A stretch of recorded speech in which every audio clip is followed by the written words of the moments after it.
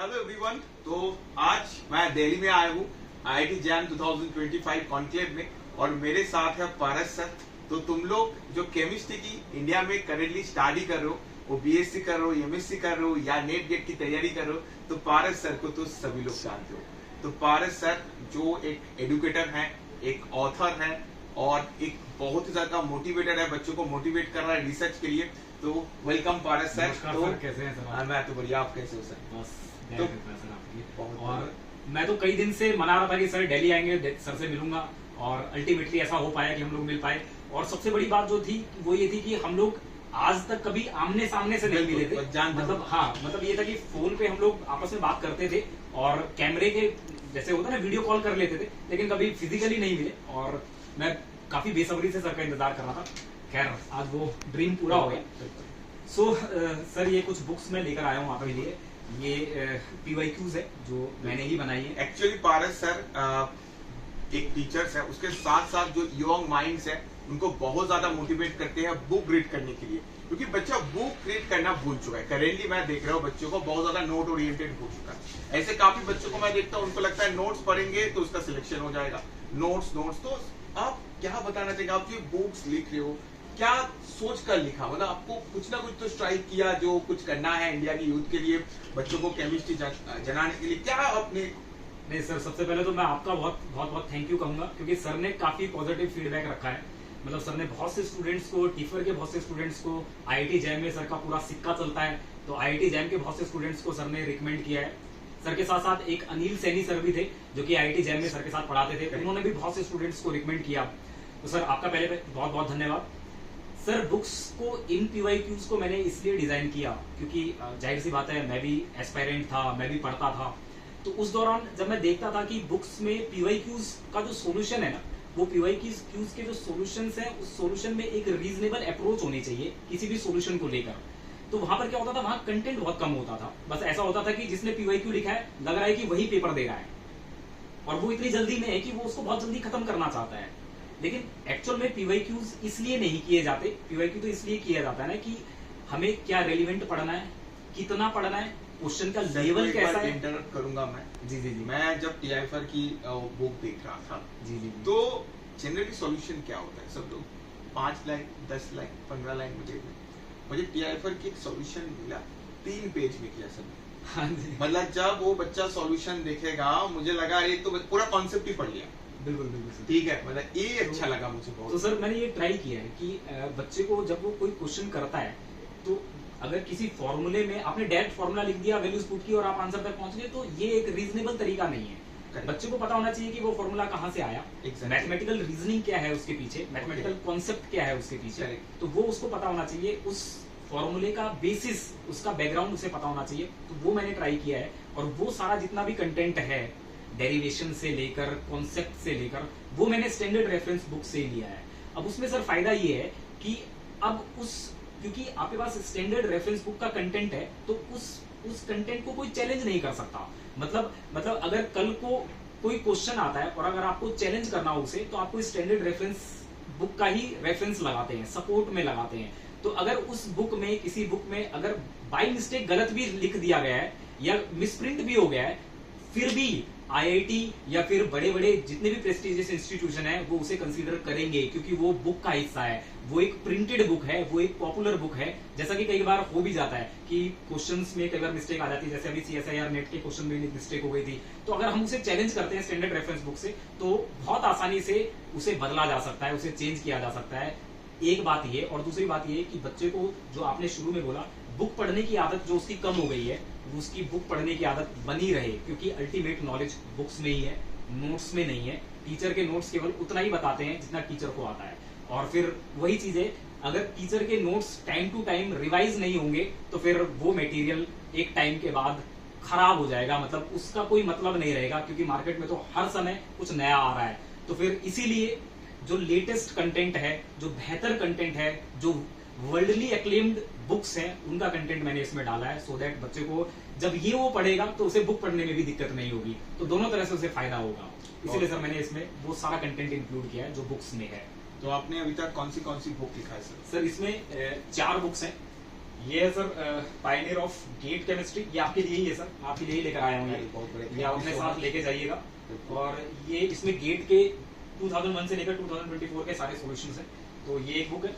इसके you so अलावा much, sir, हाँ जी सर, ये आपके लिए ही है। और सर ये CSIR नेट की है, क्योंकि ये काफ़ी भारी हो गई थी, काफ़ी मतलब इसको हैंडी बनाने के लिए मैंने इसे पार्ट में कर दिया है। जून का वर्जन कर दिया है, दिसंबर का वर्जन कर दिया है, सो दैट कि बच्चे को जून वाले अलग मिल जाए पेपर, दिसंबर वाले अलग मिल जाए। लेकिन सर इसमें एक काम और चल रहा है, इसको मैं टॉपिक वाइज भी कर रहा हूँ। सो ये टॉपिक वाइज जब हो जाएगी तो फिर इसके 3 पार्ट्स में आएगी, फिजिकल की अलग बुक होगी, ऑर्गेनिक की अलग होगी, इनऑर्गेनिक की अलग होगी, तो बच्चे के लिए काफी कुछ सीखने को मिलेगा। और सर ये पहली वाली थी, ये तो खैर आपके पास हाँ, ये वाला बुक है। मैंने आपको, ये तो मैंने सर को कोरियर करके भेजी थी, तो इसका पहला एडिशन था वो मैंने भेजा था सर को, तो सर ने काफी रिकमेंड शायद किया वो था। 23 एडिशन था, बोलो 23 था, तो सर वो सेकंड एडिशन होगा। हाँ। तो ये मैंने सर को भेजी थी, और ये भी अब सर के लिए ही है। और इसके अलावा सर ये IIT जैम की है, जहाँ पर आपका काफी बोलबाला है, तो ये उन सब स्टूडेंट्स के लिए है। और ये टॉपिक वाइज है सर, इसको मैंने टॉपिक वाइज कर दिया था। इसमें टॉपिक वाइज में ये था कि ये मैंने इस तरह से जोड़ दिया था कि अगर आपको एटॉमिक स्ट्रक्चर के सवाल करने हैं तो एटॉमिक स्ट्रक्चर में 2024 में क्वेश्चन नंबर 21 है, 44 है, तो आप सीधे इस पे जाइए और एटॉमिक स्ट्रक्चर के सवाल कर लीजिए। तो मैंने इस तरह से इसको थोड़ा हैंडी कर दिया था। और वो जो गेट और नेट वाली बुक्स हैं उनको तो खैर टाइम के साथ उनके वो भी टॉपिक वाइज कर दिया जाएगा। तो सर ये इसमें पूरा खेल है। और बहुत बढ़िया काम कर रहे हो सर। तो मैं मेरे साथ यूथ को अप्रिशिएट करता हूँ। जो रिसर्च में अगर तुम्हें जाना है, ठीक है, क्योंकि कुछ बच्चे होता है ना जो ओनली IIT जाना चाहते हैं। देखो ओनली IIT जाकर तुम क्या करोगे, तुम्हारे पास कॉन्सेप्ट ही नहीं है। तो IIT जाना तो इम्पोर्टेंट नहीं है, IIT तो तुम चले जाओगे, उसके बाद क्या करोगे, ठीक है। अगर तुम शॉर्टकट करोगे ना तो ज्यादा लॉन्ग टर्म नहीं होगा। पढ़ना इसलिए नहीं है कि हमें बस केवल रैंक निकालना है, इसलिए कभी मत पढ़ो। क्योंकि सब्जेक्ट की ब्यूटी आपको तभी समझ में आएगी जब आप सब्जेक्ट में इंटरेस्ट क्रिएट करोगे। और इंटरेस्ट आप जानते हैं, इंटरेस्ट तो एक दिन में क्रिएट नहीं होता, वो तो टाइम के साथ, अगर आप सब्जेक्ट के साथ समय बिताओगे तो आपका इंटरेस्ट क्रिएट होगा। और अगर इंटरेस्ट क्रिएट होगा तो आप सब्जेक्ट की ब्यूटी को समझ पाओगे। जैसे सर यहाँ पे मैं एक लाइन बोलता था, knowledge beats the beauty and youth. मतलब नॉलेज एक ऐसी चीज है जो सुंदरता और यौवन को भी हरा सकती है। मतलब अगर आपके पास नॉलेज है तो आप दुनिया पे राज करेंगे, ये तय बात है। और वो नॉलेज एक दिन में नहीं आता, उसके लिए आपको निरंतर मेहनत करनी होती है, कॉन्सेप्ट सीखना होता है। कॉन्सेप्ट सीखने के बाद फिर आपको प्रैक्टिस करनी होती है। कॉन्सेप्ट से क्वेश्चन आप प्रैक्टिस करते हैं, क्वेश्चन प्रैक्टिस से आपको कॉन्फिडेंस आता है, आप और क्वेश्चंस करते हैं, फिर और क्वेश्चन करते हैं, तो आपका कॉन्सेप्ट क्रिस्टल क्लियर होता चला जाता है। कहाँ पर वो कॉन्सेप्ट लगेगा, कहाँ नहीं लगेगा, कहाँ पर उसकी मेरिट्स हैं, कहाँ उसकी डिमेरिट्स हैं, कैसे वो दूसरे सब टॉपिक को रिलेट करता है, ये सब प्रैक्टिस से आता है। सो दोस्तों, प्रैक्टिस करिए और बुक्स पढ़िए। अगर आप बुक्स पढ़ेंगे तो आपके पास वैरायटी ऑफ नॉलेज होगा, और अगर आपके पास नॉलेज होगा तो फिर आपको किसी के आगे झुकने की जरूरत नहीं है। फिर आपके पास कॉन्फिडेंस भी होगा, और फिर आपके पास आपका एक अलग ही लेवल होगा, एक अलग ही स्वैग होगा। इसलिए दोस्तों बुक्स जरूर पढ़िए, जैसा कि सर भी कह रहे हैं। तो सब लोग फॉलो करते रहना, ठीक है, पारस सर को। जो भी IIT जैम की प्रिपरेशन करो, तो मैं बेसिकली IIT जैम की प्रिपरेशन करता हूँ। इंडिया में सारे बच्चे पता है, सारे IITs में ही बच्चे पता है। और पारस सर से मैं बहुत ज्यादा मोटिवेट ही होता हूँ, ठीक है। बहुत अच्छे काम कर रहे हैं। हम लोग का सबका एक ही मिशन है सर, बिल्कुल, ठीक है। जो इंडिया में जो केमिस्ट, हम लोग तो केमिस्ट्री पढ़ाते हैं, हम लोग तो केमिस्ट्री में कुछ कर सकते हैं। जो ऐसे ऐसे जनरेशन हम लोग बिल्ड करें जो इंडिया में केमिस्ट्री को बहुत आगे लेके जाए। और वो जो जनरेशन होगा वो नॉलेज के मामले में किसी से भी पीछे नहीं होगा, बिल्कुल। मतलब पूरी दुनिया में वो सबसे आगे जाएगा। तो हम लोग उसी मिशन में सब लगे हैं। और कॉन्ग्रेचुलेशन पारस सर, ठीक है। अगर आप जैसे ऑथर आएंगे और भी इंडिया में बच्चा, तो डेफिनेटली हम लोग इस मिशन को कंप्लीट करेंगे। सर आपका साथ चाहिए सर। आप जैसे जो यंग माइंड्स हैं, जो टीचर्स हैं, जो पूरा डेडिकेटली टीचिंग कर रहे हैं, बच्चों को कुछ बेहतर देना चाहते हैं और अपना पूरी जी जान से लगे हुए हैं, ऐसे टीचर्स की बहुत कमी है आज के इस समय में। बस लोगों को यही होता है कि मैं इतना पढ़ा दूं कि बच्चे का रैंक निकल जाए, दैट्स इट, मैं वहां तक उसे पहुंचा दूं, उसके बाद मेरा काम खत्म। तो ऐसा नहीं होना चाहिए। आप जब तक सब्जेक्ट को बच्चों को नहीं रियलाइज करवाओगे, और आपके जैसे टीचर्स ऐसा कर रहे हैं, जब तक आप ऐसा करते रहेंगे हमारा इंडिया आगे बढ़ता रहेगा, बेहतरीन करेगा। और खैर मैं भी लोगों से गुजारिश करूंगा, स्टूडेंट्स से गुजारिश करूंगा कि आप अच्छे टीचर्स को चीयर करिए, अच्छे टीचर्स के साथ जुड़िए। वो आपके भविष्य को बनाएंगे, वही हैं जो आपके काम आएंगे, वही हैं जो रियल नॉलेज दे रहे हैं, और वही रियल नॉलेज है जो कि आपको वहां पहुंचा देगा जो आपने कभी नहीं सोचा है।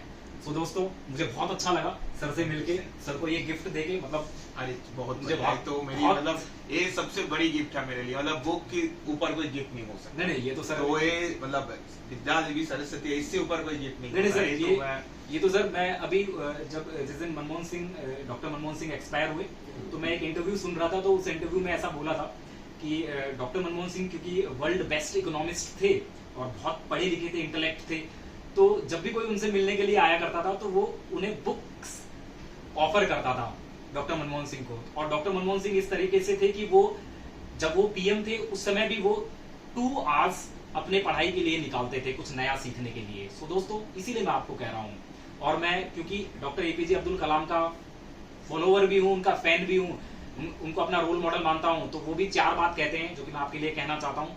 पहला, ड्रीम बिग, सबसे बड़ा आप ड्रीम करो, आपका एम बहुत बड़ा होना चाहिए।